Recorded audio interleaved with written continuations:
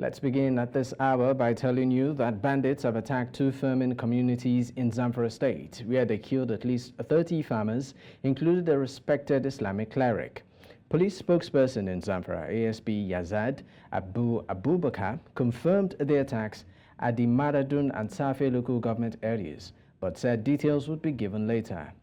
Makwishi Abaki, a renowned Islamic cleric, and another person were killed in Maradun town. Two of the cleric's children are still missing after the attack. It was learned that 3 other persons were killed by the bandits in another village, while residents of the village killed 24 bandits and recovered 8 of their motorbikes. Now, to discuss this, I am joined on the news at this time by the former chairman for the prosecution of armed banditry and related offenses, Zamfara State, Sani Shinkafi. Thank you for your time, Sani. Okay, thank you for having me. All right, now let's start off with this. What do you consider the underlying socio-economic and political factors responsible for what we experience, particularly the rise of banditry in places like Zamfara and other regions in Nigeria? The widespread of armed banditry and kidnapping for ransom in Zamfara State or in the northwest zone is a bad governance, porous border, corruption, unemployment, poverty, proliferation of smaller and lighter arms, injustice, and weak judicial system. All right. These are some of the attributes of the widespread of banditry in the Zamfara State and also in the northern Nigeria. All right. Let's look at all of this, and how does the lack of effective social measures and law enforcement, contribute to the vulnerability, particularly of these rural communities, to the attacks by bandits?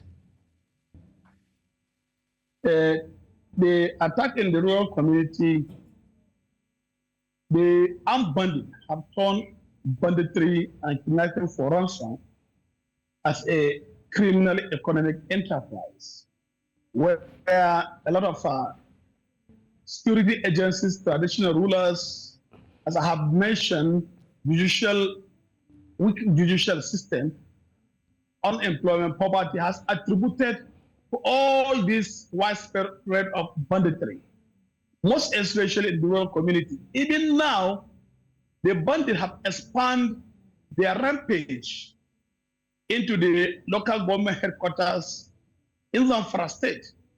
There is a constant and frequent attack in Zulmi local government, where they even burn down the MTN Max, that is communication service.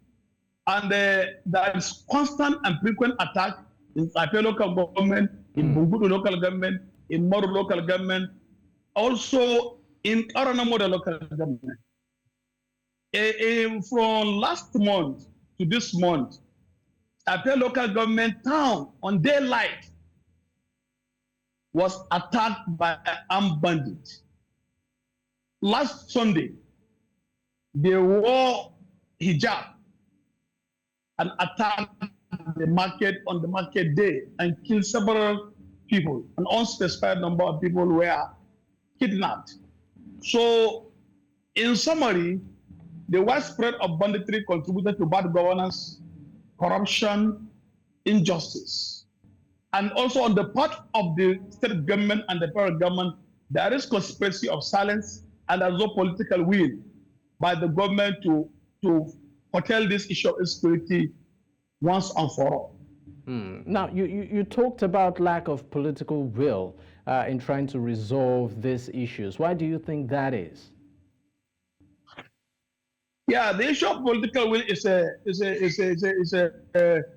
open thing, because on the part of the federal government, a huge amount of money was appropriated in the national budget. Yet, the military in Zamfara State are complaining of they are under-equipped, undermotivated, underappreciated, and understaffed. Of all the huge budgets, there is no much functional APC that is an armored personnel carrier vehicle, because the terrain where these armed bandits are holding their victims in captivity is a very, very difficult terrain. So you need a APC, that's armored personnel carrier vehicle, to face these bandits in their hideouts and gun trucks.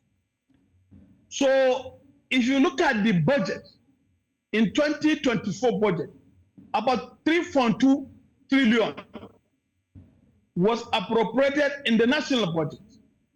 Defense took lion's share in the national budget, about 4% of the total budget. But yet, these personnel are complaining of lack of equipment and lack of also synergy within the security agencies, and also lack of on the part of the state government, there is conspiracy of silence. All right. The social media reportage and this conventional media reporting is less. So looking at what happened in Marado local government,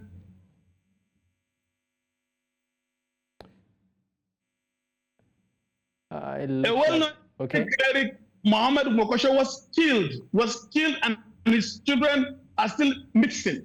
And in Bilbis, Chambak, or yesterday, it was highly, on Thursday, it's a Black Thursday to all the people of Zamfara State. More than 120 people were kidnapped in Gora, in Birnin Magaji local government. That is why I was accusing government of conspiracy of silence. 100 people were kidnapped. More than 120 shops were emptied, and also 11 motorcycles was cut away by this bandit.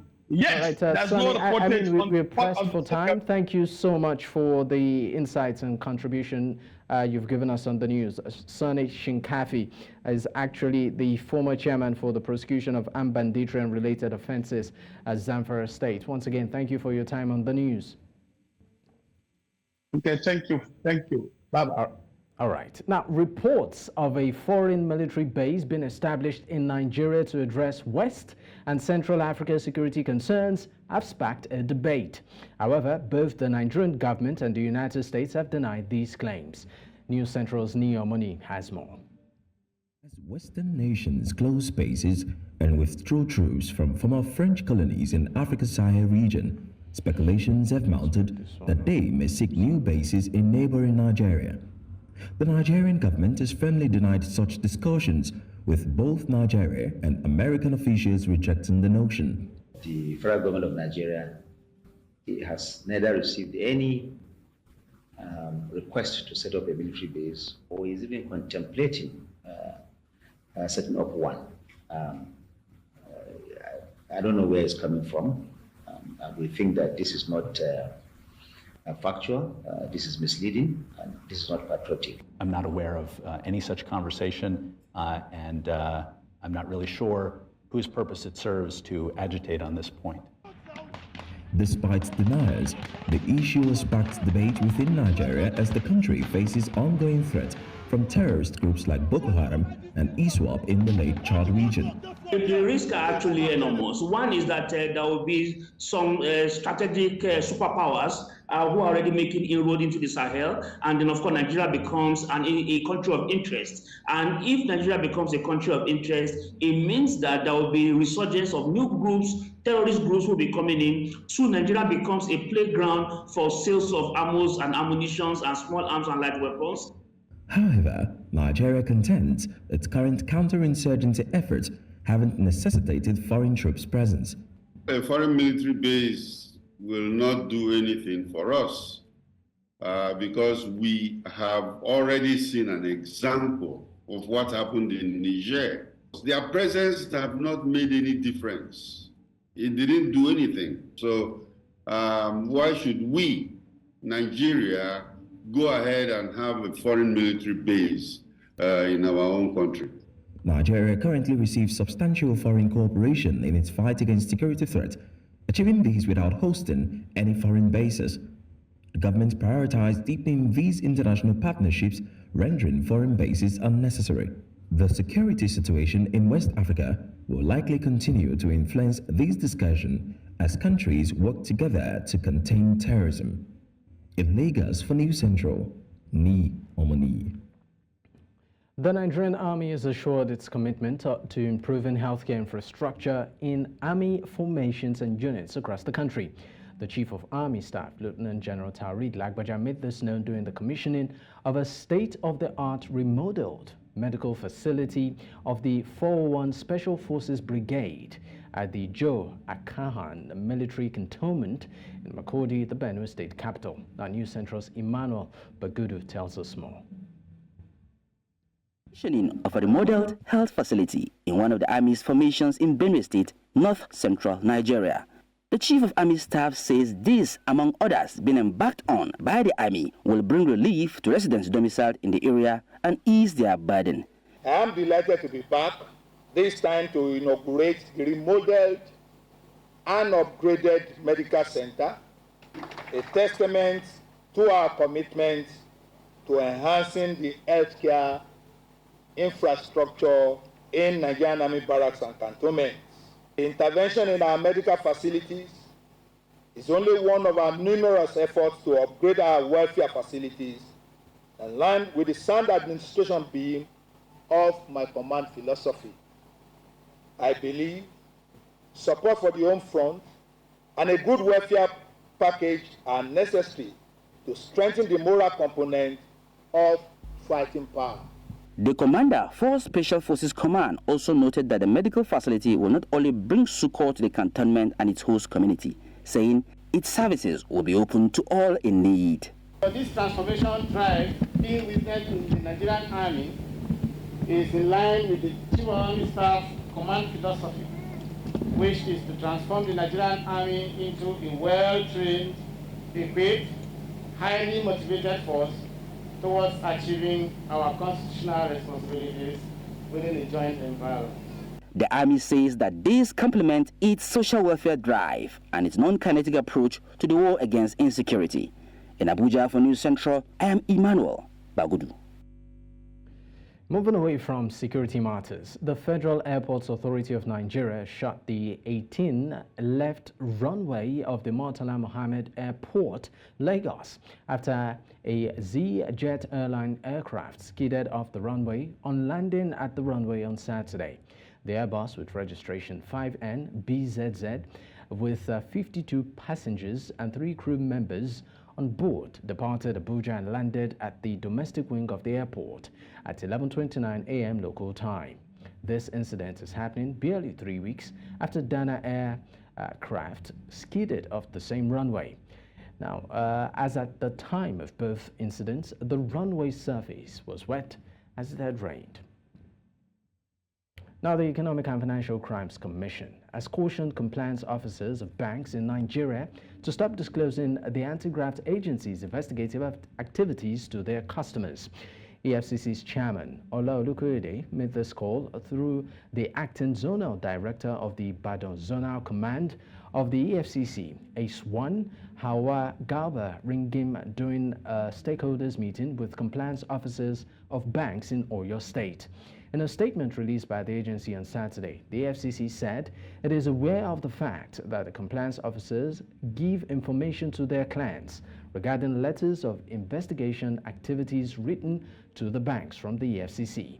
The anti-graft agency boss said the act usually jeopardizes the investigation exercise of the financial crimes and delay corruption cases from being filed before the law court. In the meantime, a former member of the House of Representatives, Israel Sani Shinkafi, has petitioned the Economic and Financial Crimes Commission seeking the probe of a multi-million naira investment by the Nigerian Content Development Monitoring Board.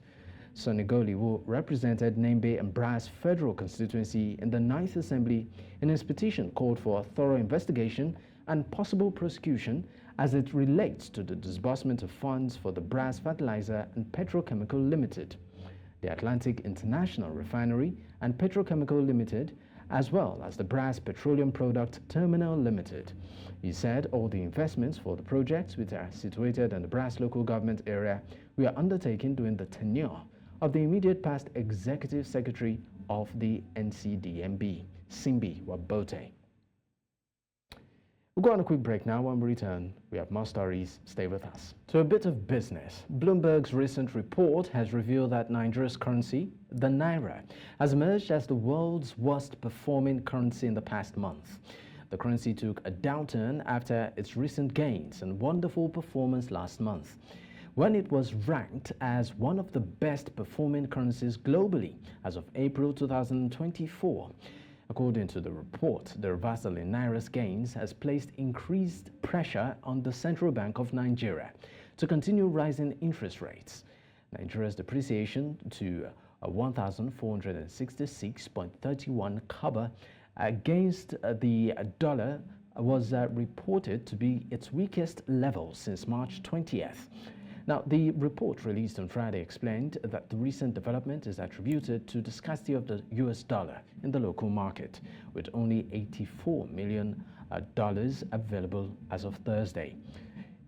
Now, to discuss this, I'm joined by economist Akin Fatunke.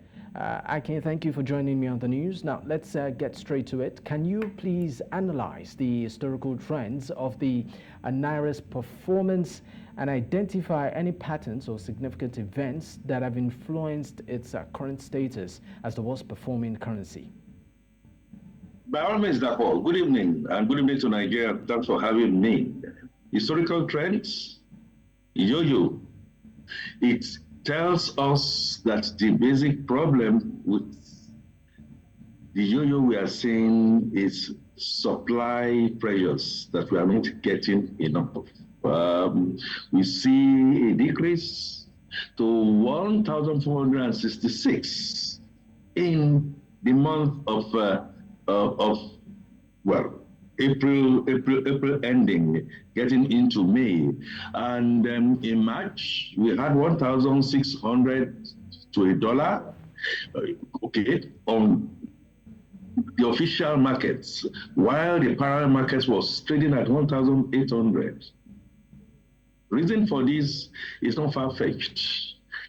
It's the depth of availability of forex. 2 days ago, the supply was about $84 million, which was basically half of what was done the previous day.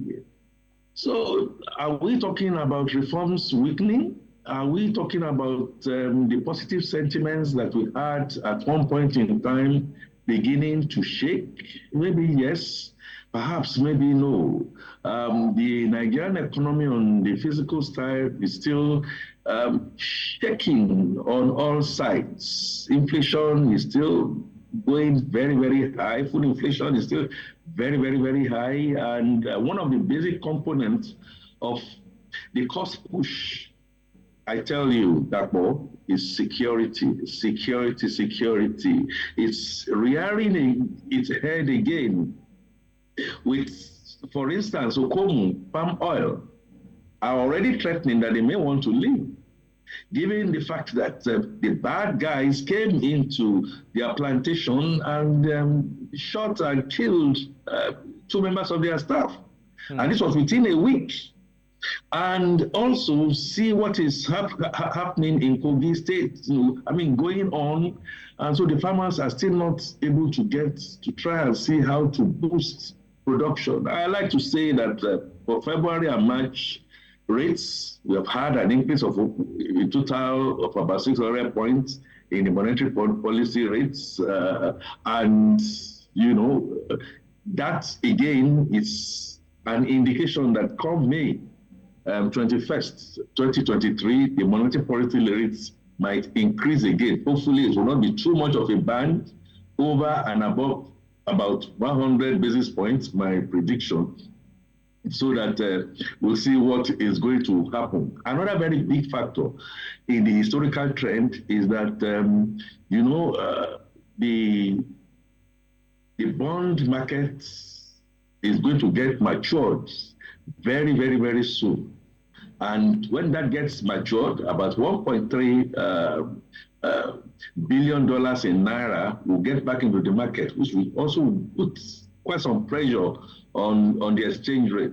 Is the CBN ready for it? I like to say yes. I'm very sure they are going to come back into the market beyond the OMO that they try to do with financial institutions, with the kind of stillness that we see in the treasury bill markets. And again, just ensure that we keep our heads straight, we keep our heads right. All right. We give the right vibes, which we may not be getting, given the fact that we are thinking of increasing the VAT, we are thinking of cyber security levies. Okay, just also to add to, of course, your areas of analysis, how do government policies and economic indicators such as inflation, GDP growth, and the foreign exchange reserves affect the value of the naira, particularly in the international market? Very highly. Unstable inflation does not help. And when they become over and above, as we have seen in the situation that the central bank is fighting tooth and nail, perhaps with one hand, to try and cure, and we are not seeing a commensurate on the policy side to increase food production, to increase security, then we are in dire straits. In GDP, of course, naturally, the size of the economy naturally, potentially indicates the fact that you can begin to produce and do local content and do what you now then call import substitution. We are not seeing that yet.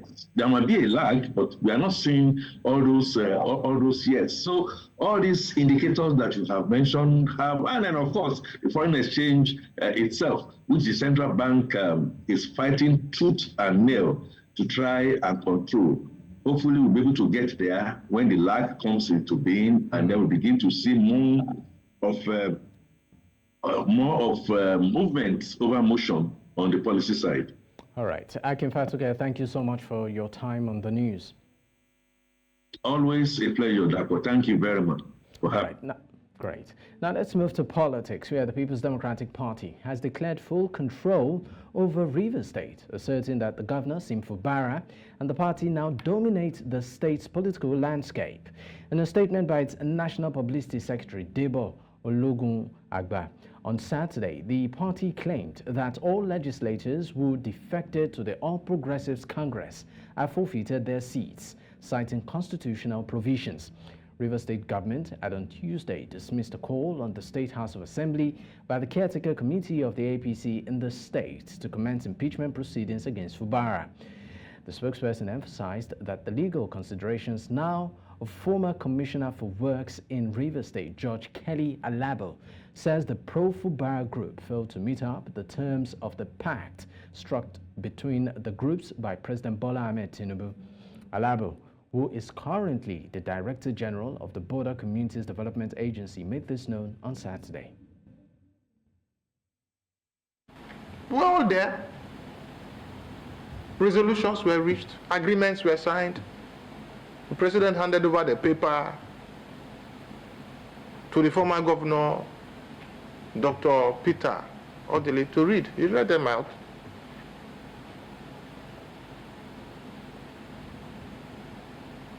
Have these other parties done their part? Yes. Have these other parties done their part? Partially. That is the issue. That's why the issue is ringing. Part of the resolution was that the budget should be represented to the correct House of Assembly. Was that done up till now? No. So if there's no appropriation, if there's no budget, how are you spending? That's my worry. How can I serve in that kind of government? I'll be picked up one day because you have immunity. I am approving projects and signing award letters without appropriation, which is a breach of the appropriation law and the procurement law. I don't have immunity, so I can be picked. In the meantime, Rivers State Governor Simfu Bara has ordered immediate temporary relocation of the seating of the State House of Assembly to the auditorium, admin block of the Government House, Port Harcourt. The order is contained in the state's official gazette, Executive Order of the Rivers State Government 001 of 2023. According to the governor, the decision was taken because the current House of Assembly complex in its present state is unsafe and constitutes a threat to the lives of the staff and the lawmaker. Now, this is coming few hours after the Rivers State High Court in Port Harcourt granted an interim injunction restraining pro-Wike Speaker of the House, Martin Amaole, and 24 other members from parading themselves as legislators. Barely 2 months to the local government election in Delta State, southern Nigeria, political parties are already strategizing on how to have a good outing during the poll. Now, News Central's correspondent Austin Azu completes the report. The Delta State Independent Electoral Commission, after meeting with the various stakeholders and political parties in Asaba, the Delta State capital, announced the dates for the local government elections. Chairman of Labour Party in the South-South geopolitical zone is optimistic about his party's readiness for the polls. He said the party has resolved to contest the 25 LGAs and 500 councillor seats across the state.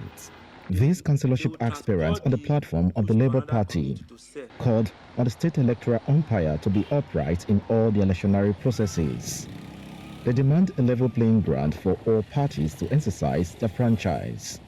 So I don't think we are going to say because the right result that we're not going to contest the election. No, our candidates will go for the elections.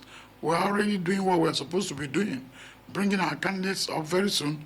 We'll start having our primaries, and definitely we'll put our candidates out to contest for the local government elections. So this should please give us a free and fair election, which will help the people. Not saying PDP should not win. I'm not saying APC should not win. But what I'm trying to say, a level playground. Our amiable governor, please don't be a dictator nor a tyrant to mold this political system. Remember, if you do, your second tenure will be at stake. Meanwhile, the chairman of PDP in the state has unveiled the party's timetable for the election with assurance of sweeping the polls.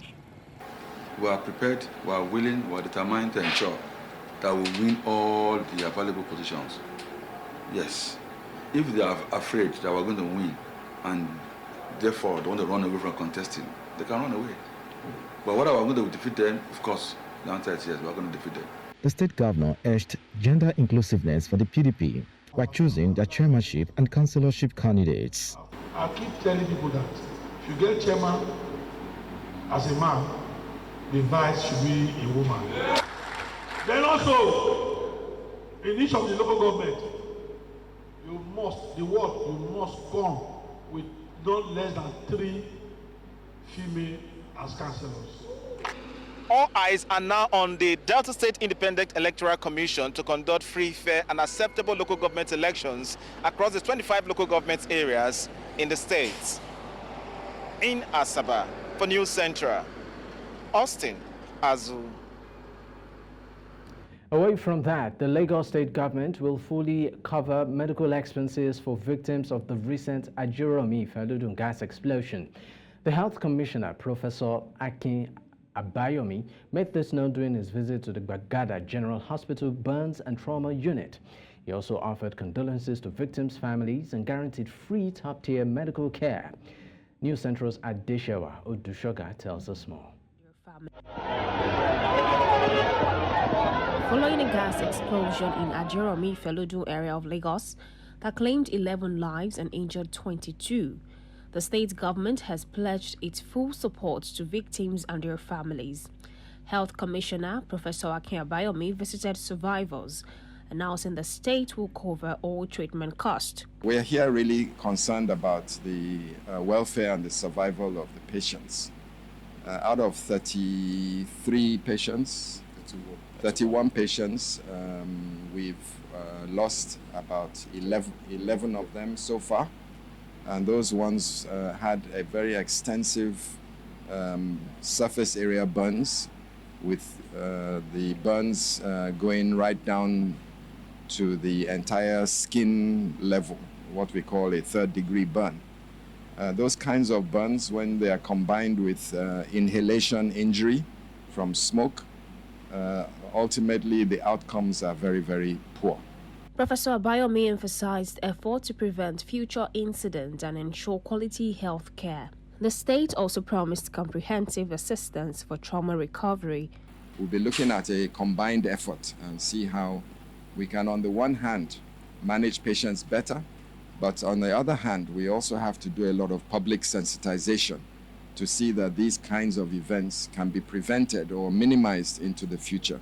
Chairman of Ajeromi Feludu local government area, Fatai Ayola, who accompanied the health commissioner, urged the state to restrict gas plants in residential areas.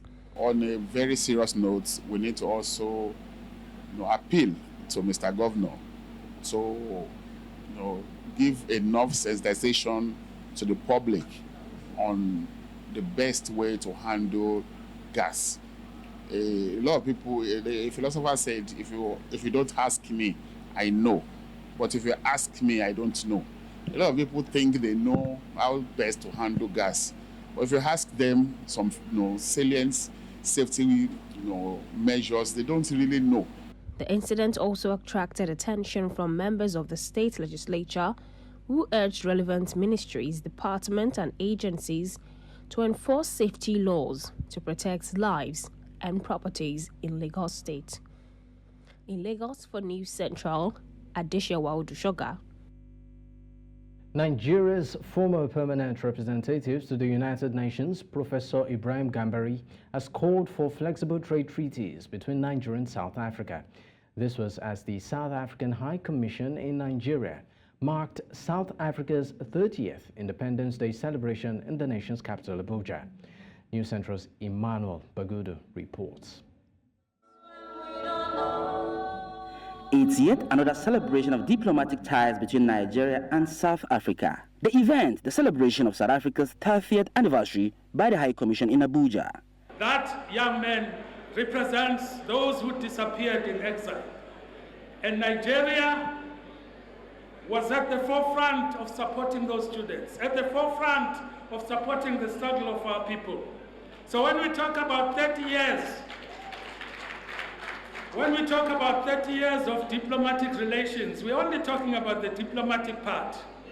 But the relationship goes deeper than the diplomatic part. Nigeria's former permanent representative to the United Nations admonished those present of the benefits of a Pan-African multilateral relations.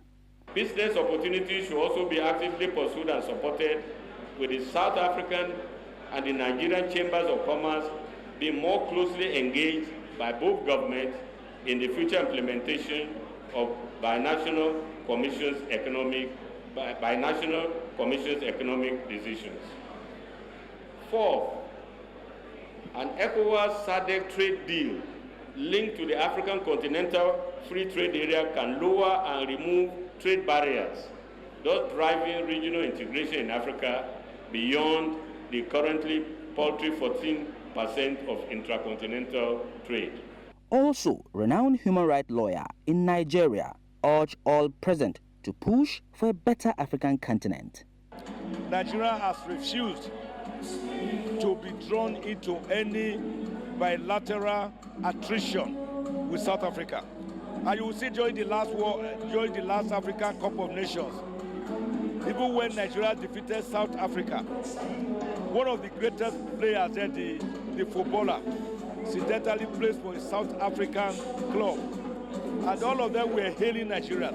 It is in that sense of brotherhood that I see today as a regenerative event which can give birth to transnational and bilateral resurgimento.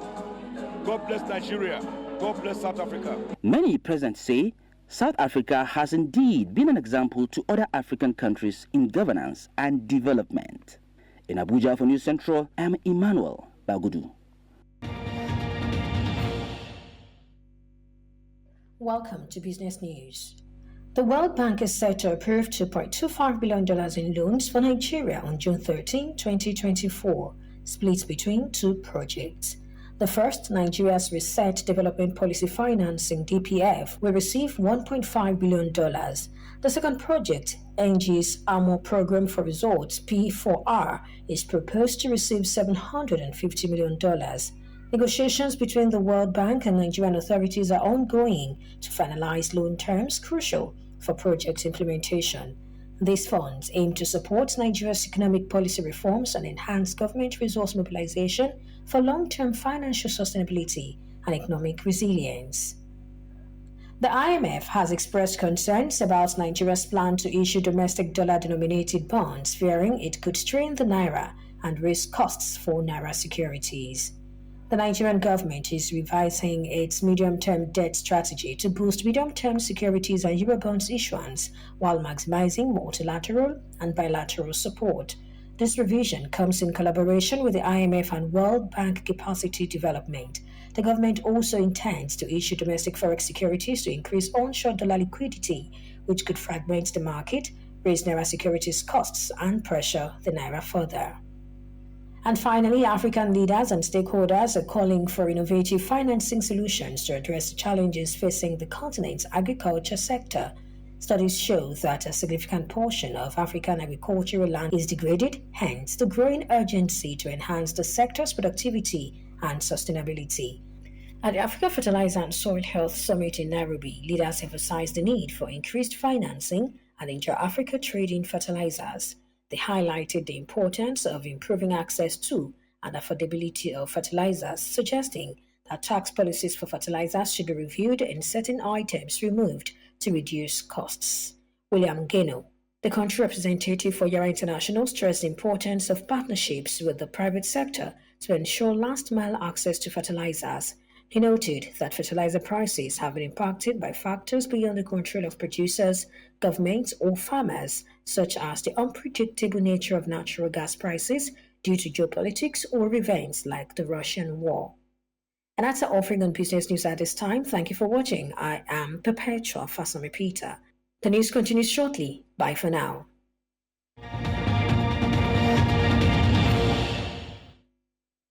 Next is sports with Favor Itua.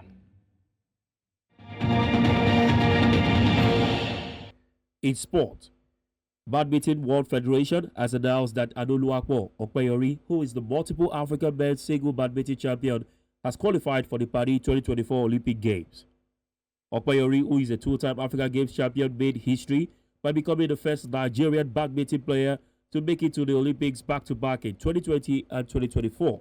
He has been dominating Africa in the men's singles from 2019 to date, winning 4 Africa Championship titles and 2 Africa Games titles.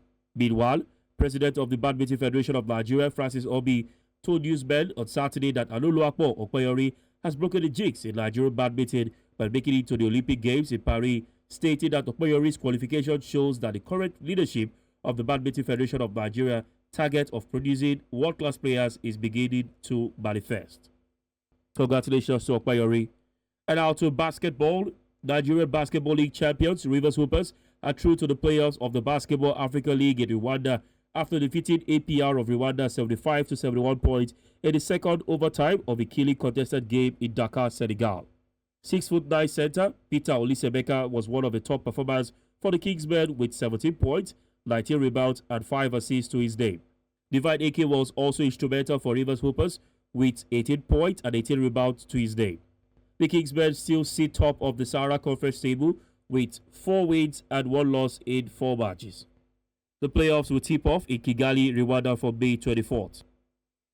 Still talking sports, Nigeria Sports Minister Senator John Owaido has met with President Bola Ahmed Tinubu at the Aso Rock Villa to provide a comprehensive account of his stewardship within the sports sector. The meeting highlighted the significant achievements and ongoing initiatives aimed at fostering the growth and development of sports in Nigeria. During the briefing, Elo outlined the successes achieved across various sporting events, including the African Cup of Nations, the African Games, and the World Relay Championships in Bahamas. He emphasized the positive strides made by Nigerian athletes on the international stage, showcasing the nation's prowess and determination in the world of sport. President Tinubu commended Minister Eno for his dedication and proactive initiatives in advancing the sports industry. And out to football in Europe, Josko Vardiol scored twice as Manchester City put the pressure on Arsenal in the title race by beating Fulham to move 2 points clear at the top of the Premier League. In a game Manchester City dominated from start to finish, the visitors opened the scoring early on when defender Vardiol produced a clinical finish after a good move opened up the Fulham defence. Phil Foden continued his excellent form this season with a second after the break, sending a first-time finish past Ben Leno. The result means the Gunners, who head to Manchester United on Sunday, need to win to be certain of taking the title race to the final day of the season. And to wrap up sports update, Tunisian President Kais Saied has dissolved the Tunisian Swimming Federation's board and sacked the Director General of the National Anti-Doping Agency following controversy over the Tunisian flag being covered during an international competition organized at the sports complex in Radez, a coastal town on the outskirts of the capital. The incident comes in the wake of the World Anti-Doping Agency's decision to impose sanctions on Tunisia, including the ban on flying its national flag at major sporting events after it was found to be non-compliant with the World Anti-Doping Code. هنا في تونس من يغطي العلم التونسي هذا لا مجال للتسامح معه. هو الحديث عن اللجنة الأولمبية وعن التعليمات ولا تونس قبل اللجنة الأولمبية وقبل أي لجنة أخرى. هذا اعتداء ولا مجال للتسامح مع أي كان مهما كان. And that's it on Sports Update. And Favor Itwa.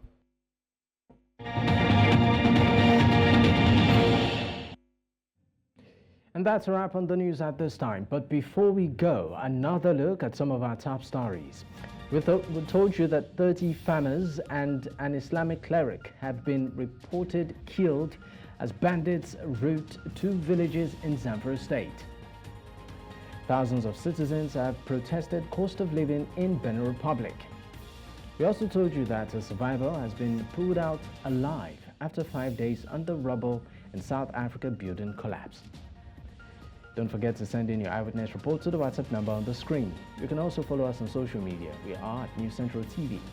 You can watch us live across these platforms: DSTV channel 422, Star Times channel 274, Avo TV, and YouTube. Many thanks for watching. I am Dakbo at Digboye. Good night.